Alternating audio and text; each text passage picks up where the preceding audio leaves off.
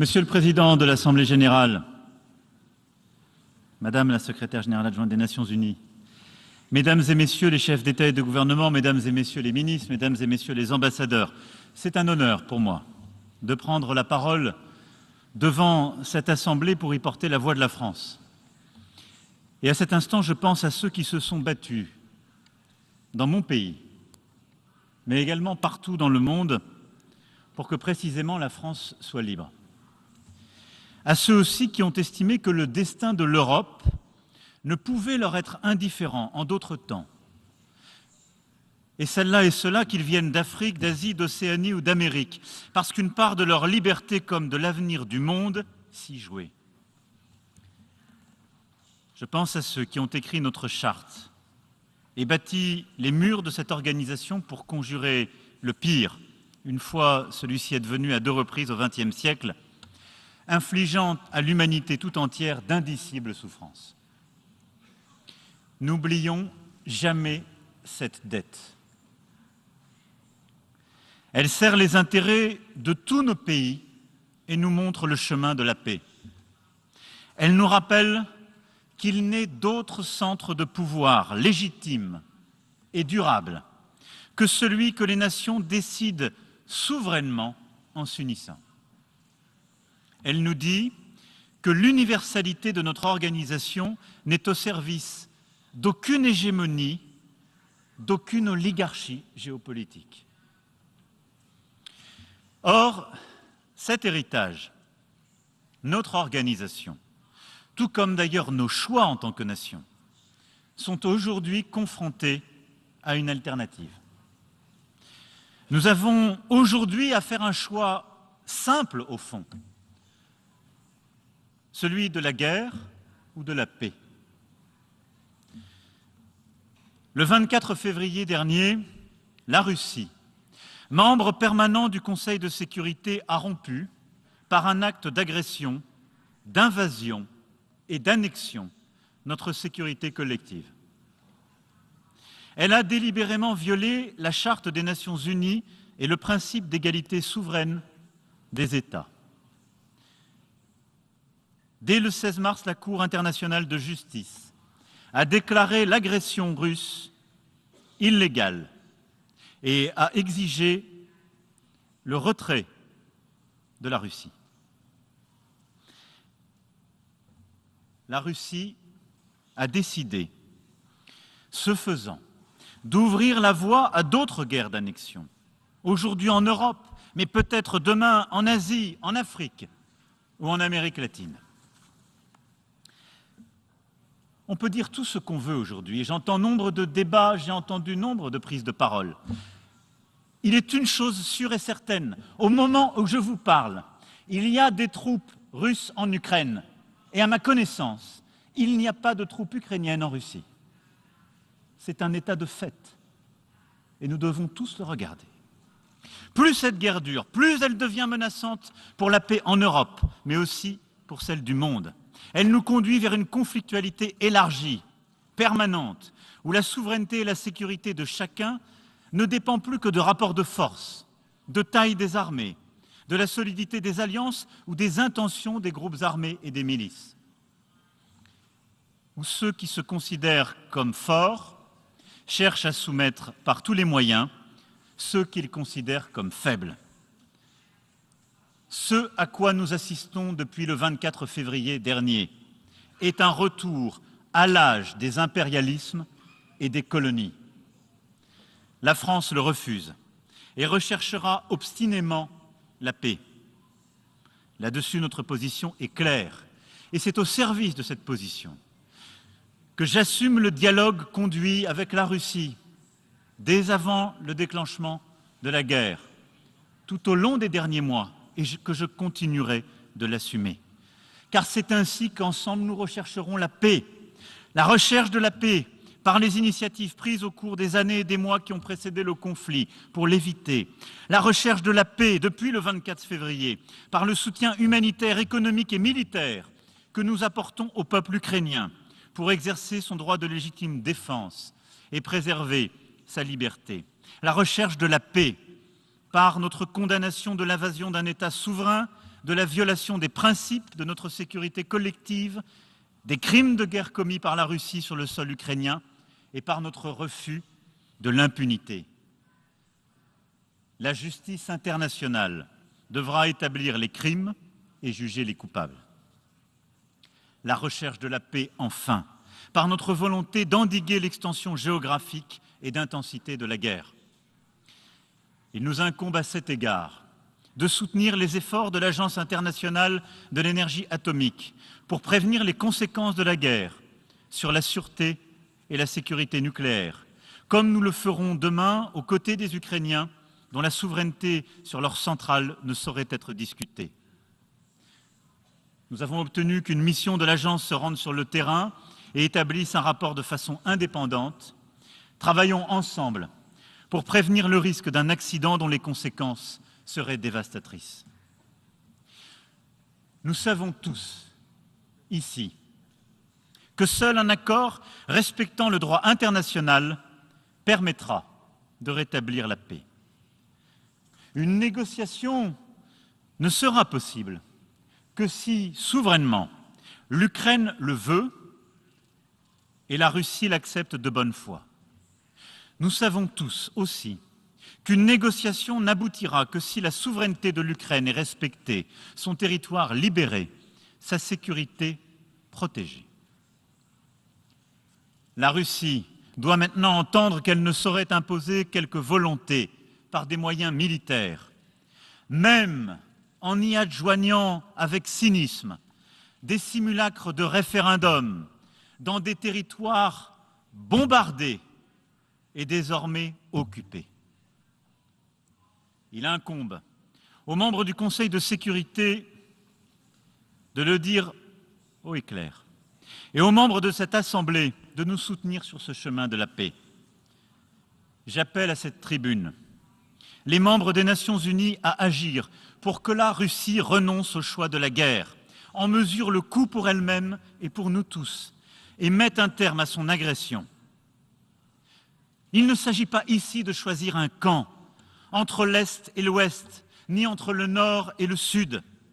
Il s'agit de la responsabilité de tous ceux qui sont attachés au respect de la Charte et à notre bien le plus précieux, la paix. Car au-delà de la guerre, c'est un risque de division du monde qui se joue en raison des conséquences directes et indirectes du conflit.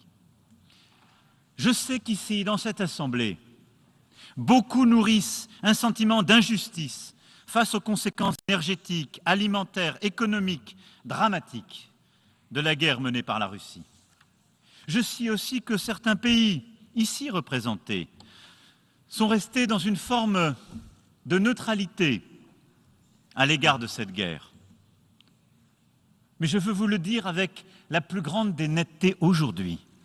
Qui voudrait mimer le combat des non-alignés en refusant de s'exprimer clairement se trompe et prend une responsabilité historique. Le combat des non-alignés, c'était un combat pour la paix. Le combat des non-alignés, c'était un combat au service de la souveraineté des États, pour l'intégrité territoriale de chacun. Le combat des non-alignés, c'est cela. Ceux qui se taisent aujourd'hui servent, malgré eux, ou secrètement, avec une certaine complicité, la cause d'un nouvel impérialisme, d'un cynisme contemporain qui désagrège notre ordre international, sans lequel la paix n'est possible. La Russie s'emploie à installer l'idée, aujourd'hui, d'un double standard. Mais la guerre en Ukraine ne doit être un conflit indifférent pour personne. Elle est proche pour les Européens, qui ont choisi de soutenir l'Ukraine sans entrer en guerre avec la Russie.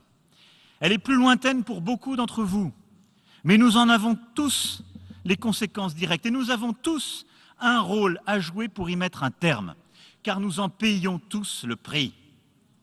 Par ses fondements mêmes, cette guerre lancée par la Russie bafoue les principes au cœur de notre organisation, bafoue les principes du seul ordre international possible, le seul à pouvoir garantir la paix, c'est-à-dire le respect de la souveraineté nationale et de l'intangibilité des frontières. À cet égard, ne confondant pas causes et conséquences. Qui peut ici défendre l'idée que l'invasion de l'Ukraine ne justifiait aucune sanction? Lequel d'entre vous pourrait considérer que le jour où quelque chose de semblable, fait par un voisin plus puissant, lui arrivait, le silence de la région et du monde serait la meilleure des réponses? Qui peut le soutenir? Qui peut croire qu'il suffirait que la Russie remporte cette guerre pour que nous passions à autre chose? Personne. L'impérialisme contemporain n'est pas européen ou occidental. Il prend la forme d'une invasion territoriale, adossée à une guerre hybride, mondialisée, qui utilise le prix de l'énergie, la sécurité alimentaire, la sûreté nucléaire, l'accès à l'information et les mouvements de population comme des armes de division et de destruction. C'est en cela que cette guerre porte atteinte à nos souverainetés à tous.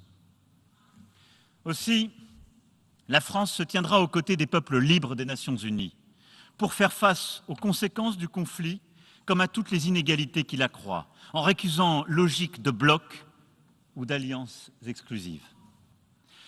Car au-delà des conséquences directes de la guerre, le risque qui est aujourd'hui le nôtre est celui d'une nouvelle partition du monde. Certains voudraient nous faire croire qu'il y aurait d'un côté l'Ouest qui défendrait des valeurs dépassées au service de ses intérêts, et de l'autre côté le reste du monde, qui a tant souffert et cherche à coopérer en soutenant la guerre ou en détournant le regard. Je récuse cette division pour au moins 2 raisons. La première, par principe, et je viens de l'évoquer. Notre organisation porte des valeurs universelles.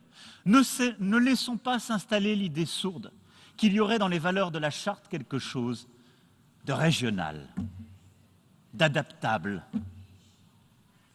Notre organisation a bien des valeurs universelles et la division face à la guerre en Ukraine est simple. Êtes-vous pour ou contre la loi du plus fort, le non-respect de l'intégrité territoriale des pays et de la souveraineté nationale? Êtes-vous pour ou contre l'impunité? Je ne conçois aucun ordre international, ni paix durable, qui ne puisse être fondé sur le respect des peuples et le principe de responsabilité. Donc oui, nos valeurs sont universelles et c'est pour cela qu'elles ne doivent jamais être au service d'une puissance qui viole ces principes. Et quand, ces dernières années, nous avons pris des libertés avec ces mêmes valeurs, nous avons eu tort. Mais cela ne saurait aucunement justifier de fouler aux pieds ce que nous avons collectivement bâti après la Seconde Guerre mondiale. Et quand j'entends la Russie se dire prête à œuvrer à des coopérations nouvelles, à un ordre international nouveau, sans hégémonie, la belle affaire, mais sur quel principe? L'invasion du voisin? Le non-respect des frontières de celui qui ne me plaît pas? Quel est cet ordre? Qui est hégémonique aujourd'hui, si ce n'est la Russie? Que nous propose-t-on? Que nous vantons? Quel rêve vantons sur la bonne foi de certaines et certains ici? Rien qui ne tienne longtemps. Ne cédons pas au cynisme qui désagrège l'ordre qui nous a construits et permet seul de tenir la stabilité internationale, car ces valeurs qui sont les nôtres, le respect de la souveraineté nationale, de l'intégrité des frontières, je le dis, nous avons eu tort à chaque fois que nous avons pris des licences avec elles. Mais ce sont les valeurs que nous avons bâties après la Seconde Guerre mondiale, après les colonialismes. Refusons de faire bégayer l'histoire sous prétexte que ce sont aujourd'hui d'autres géographies qui sont touchées et ne cédons pas. La deuxième raison de mon opposition à cette tentative de partition du monde est pragmatique. En fait, derrière les divisions naissantes, il y a une tentative de partition du monde qui renforce la tension entre les États-Unis et la Chine. Et c'est à mes yeux une erreur funeste pour nous tous. Car ce ne serait pas une nouvelle guerre froide. Plusieurs puissances de désordre et de déséquilibre jouent de cette période pour multiplier les conflits régionaux, reprendre le chemin de la prolifération nucléaire et faire reculer la sécurité collective. Je pense donc que nous devons tout faire pour que cette nouvelle division n'advienne pas. Car nos défis sont de plus en plus nombreux et urgents et nécessitent de nouvelles coopérations. Regardons le Pakistan. Un tiers du pays sous les eaux, plus de 1400 morts, 1300 blessés, des millions de personnes en situation d'urgence. Regardons la Corne de l'Afrique, la pire sécheresse depuis 40 ans et une saison des pluies qui sera sans doute pire encore. La moitié de l'humanité vit désormais dans la zone de danger climatique. Nos écosystèmes atteignent les points de non-retour. Regardons en Somalie, au Yémen, au Soudan du Sud, en Afghanistan, la famine revient. La crise alimentaire frappe partout et plus durement les plus fragiles. 345 millions de personnes dans le monde sont en situation de faim aiguë, dont 153 millions d'enfants. 55 guerres civiles sont en cours sur notre planète. 100 millions de personnes sont déplacées. Alors qu'entre 1990 et 2015, 137 000 personnes échappaient chaque jour à l'extrême pauvreté. 345 millions pourraient y tomber d'ici 2030 dans les pays touchés par les conflits. Face aux crises, au dérèglement climatique, à la pandémie, à la montée des prix de l'alimentation, les plus vulnérables sont toujours les plus touchés. Les menaces sont toujours là, en plus de tout cela. Les terrorismes, qui touchent entre autres le Sahel comme le Moyen-Orient, la prolifération nucléaire, en Iran comme en Corée du Nord, que nous n'avons pas réussi à endiguer. Telles sont nos urgences. Et à la cavalcade, la description que je viens d'en faire n'est pas exhaustive, mais elles sont à chaque fois ou le résultat des défaillances profondes de notre système international qui a su accompagner les bénéfices de la mondialisation, mais n'a pas su endiguer ces fractures, ces menaces, ces déséquilibres, ou la conséquence de nos divisions entre nous. Notre responsabilité commune est plutôt d'œuvrer pour aider les plus fragiles, les plus touchés à faire face à tous ces défis. Narendra Modi, le Premier ministre de l'Inde, a eu raison de le dire. L'heure n'est pas à la guerre. Elle n'est ni à la revanche contre l'Occident, ni à l'opposition de l'Ouest contre le reste.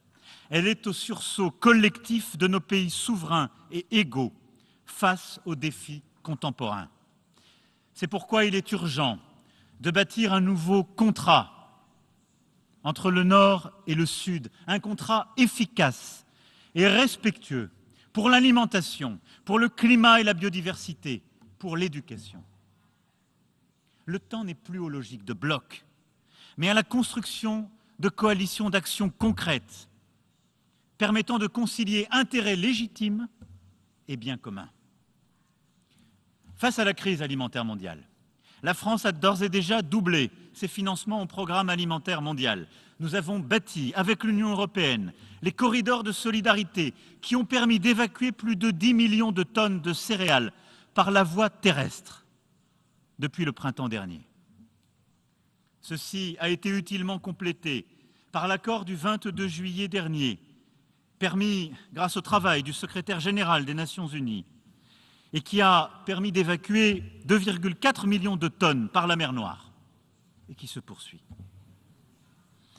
Nous avons porté l'initiative Farm, qui permet d'approvisionner les pays vulnérables à bas prix, sans conditions politiques, et d'investir dans la production agricole des pays qui souhaitent sortir de la dépendance.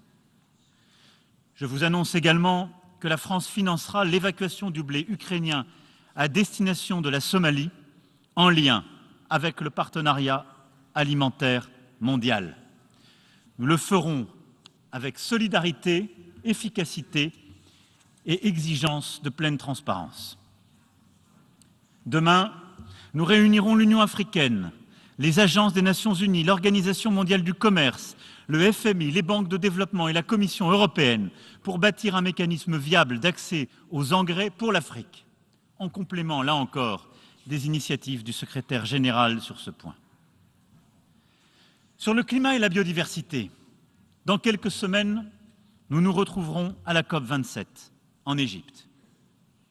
Soyons clairs, là aussi, sur ce que signifie la transition juste. Notre premier combat collectif est l'éradication du charbon. La crise ne doit pas nous faire perdre le cap. Si nous n'en sortons pas, nous dépasserons plus encore que les prédictions ne le disent les 2 degrés Celsius. Je suis prêt à investir dans les coalitions de financement dites JET, comme nous l'avons par exemple fait avec l'Afrique du Sud il y a quelques mois. Et nous devons poursuivre cette logique. Mais la Chine et les grands émergents doivent prendre une décision claire à la COP. C'est impérieux.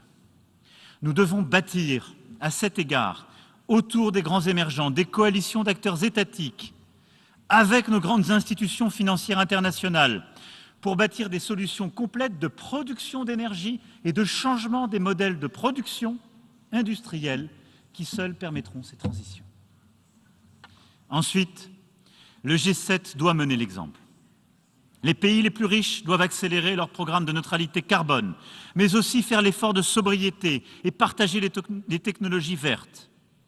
Vous savez, en la matière, pouvoir compter sur l'Union européenne. Je crois aussi qu'il nous faut reconnaître qu'il existe, pour les pays les plus pauvres, une difficulté à agir en même temps pour la lutte contre la grande pauvreté et l'accélération de la transition.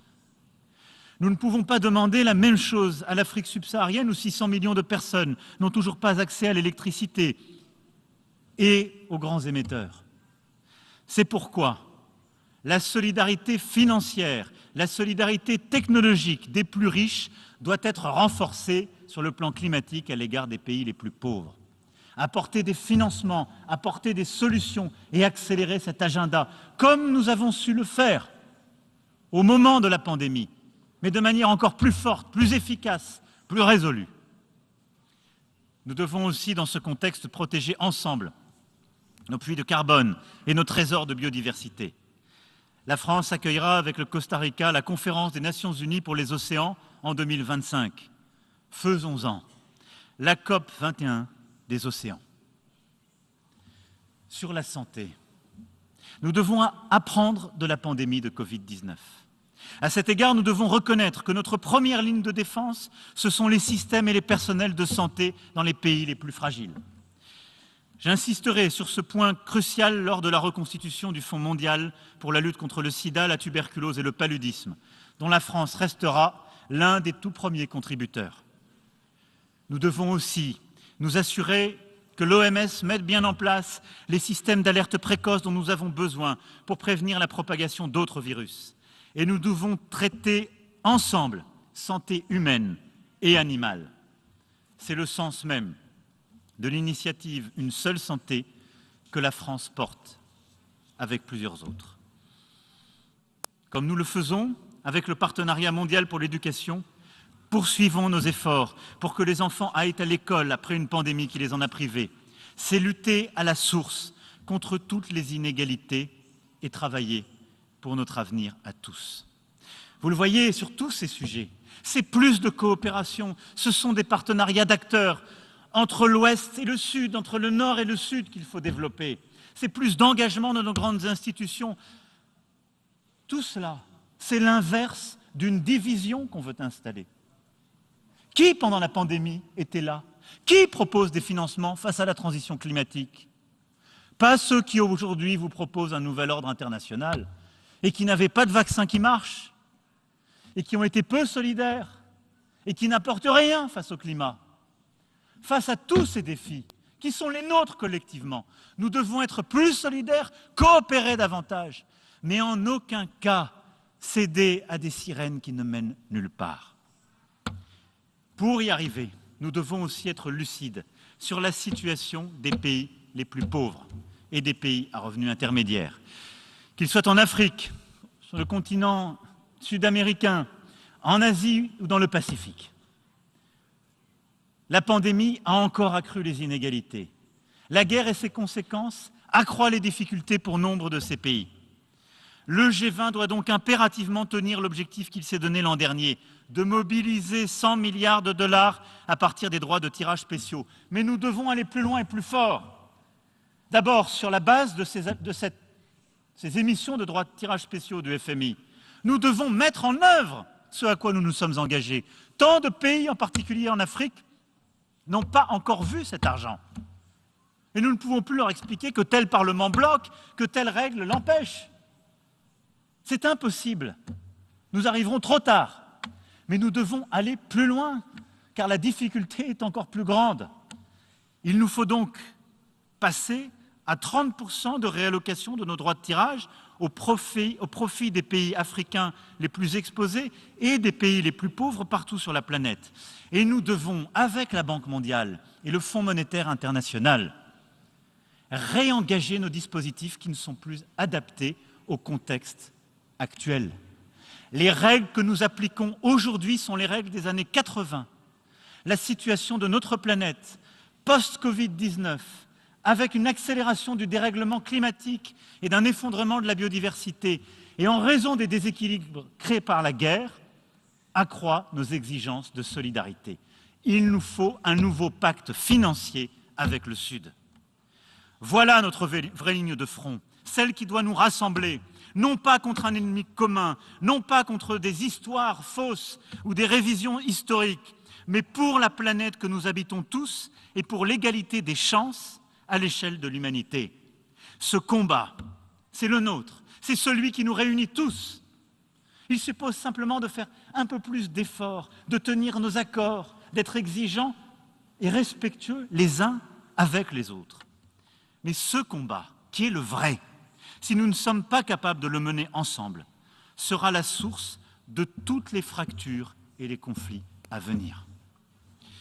J'invite tous ceux qui veulent bâtir avec nous ce nouveau contrat à venir au Forum de Paris pour la paix le 11 novembre prochain pour préparer le G20 de Bali et avancer ensemble, sans jamais renoncer aux valeurs qui nous sont communes et aux principes qui nous guident. Allons à l'essentiel. Ne nous résignons pas à la fragmentation du monde et à la montée des menaces à la paix. Ne permettons pas que les crises s'additionnent, que les conflits sans solution se multiplient et que prolifèrent les armes de destruction massive. Ce sont autant de risques que nous ne pourrons plus maîtriser à l'avenir sans associer les puissances régionales les plus directement concernées. C'est précisément ce travail d'association des puissances régionales que nous voulons faire au Moyen-Orient, en assurant le suivi de la conférence de Bagdad que nous avons tenue en 2019, pour la stabilité de l'Irak, pour celle du Liban et de toute la région. Les membres du P5 ne sont plus les seuls à avoir leur mot à dire. Et s'ils l'ont, et ils l'ont incontestablement, cela ne peut désormais fonctionner que si nous sommes capables d'œuvrer plus largement au consensus international nécessaire à la paix. C'est pourquoi je souhaite que nous engagions enfin la réforme du Conseil de sécurité afin qu'il soit plus représentatif, accueille de nouveaux membres permanents et reste capable de jouer tout son rôle en limitant le recours au droit de veto en cas de crime de masse. Ce qu'il nous faut faire ensemble, c'est bâtir la paix et l'ordre international contemporain au service des objectifs de notre charte. Sur ce chemin, les Nations unies pourront indéfectiblement compter sur la France.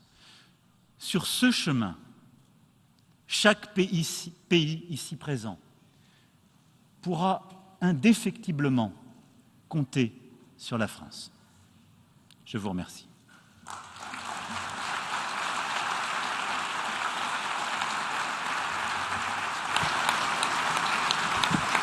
On behalf of the Assembly, I wish to thank the President of the French Republic for the statement just made, and I request protocol to escort His Excellency. We have heard the last speaker for this meeting. The fifth plenary meeting will continue the general debate at 3 p.m. The meeting is adjourned.